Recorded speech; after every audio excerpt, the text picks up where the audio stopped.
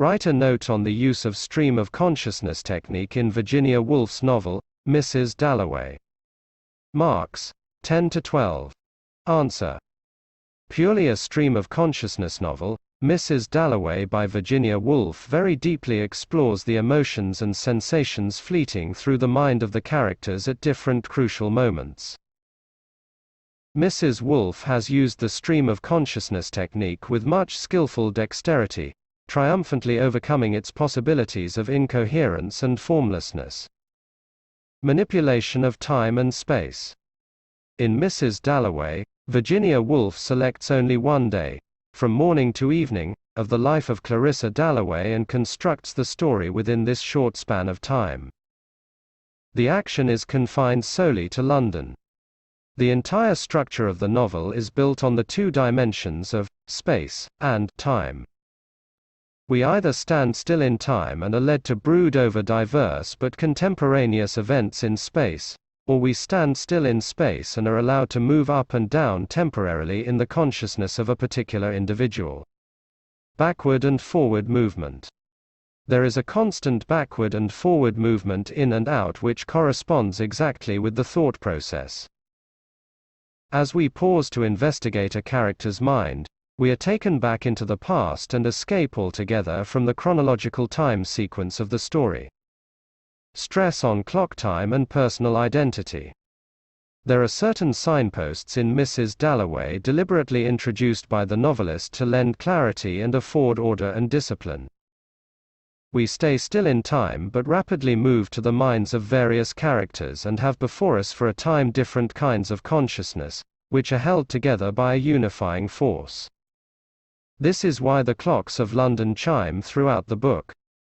When we wander through different consciousness, we are kept from straying by the time indications. Conversely, when we go up and down in time through the memory of one of the characters, we are kept from straying by the constant reminder of the speaker's identity. Almost every 15 minutes is indicated by a clock chiming, or in some other way, throughout the novel. These indications of time are most clearly given when we are about to move from one personality to another. A compromise between self-effacement and the convention of omniscient author.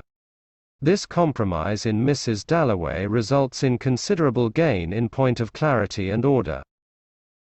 The minor characters, instead of being perceived through the stream of consciousness of other characters, are sketched by the novelist herself.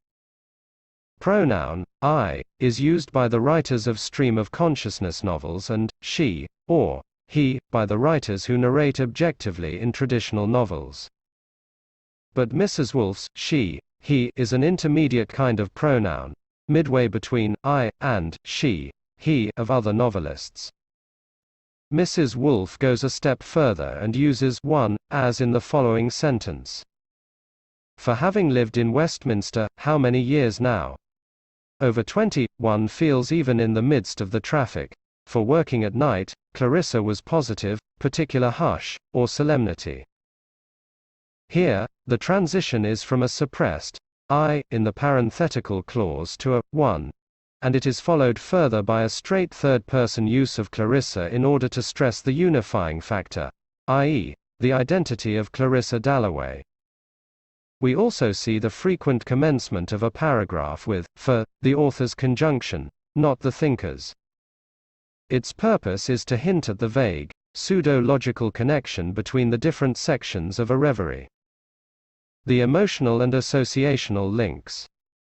In Mrs. Dalloway, there is no logical connection of transition but emotional and associational links.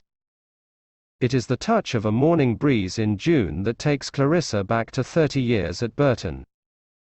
She is reminded of Sally Seton, who was fond of green color when she chooses the green dress for her party. Septimus and Rezia are connected emotionally with Clarissa, as they look at the same car and the same aeroplane at the same time, and their minds also come to be filled with identical thoughts. Mrs. Woolf's achievement. On the whole, the stream of consciousness technique has reached the high watermark of perfection in Mrs. Dalloway. Mrs. Woolf has proved it is a super technique to render the inner life, the very shimmeriness of experience. she has lent enough order and balance to the disordered and chaotic ambience of a typical subjective novel. For its technical mastery, critic Bernard Blackstone rightly calls Mrs. Dalloway to be unparalleled in English fiction. Finished. Please subscribe to the channel for more updates of ready-made notes on English literature. Also, please share this channel to help any student pursuing a degree in English literature.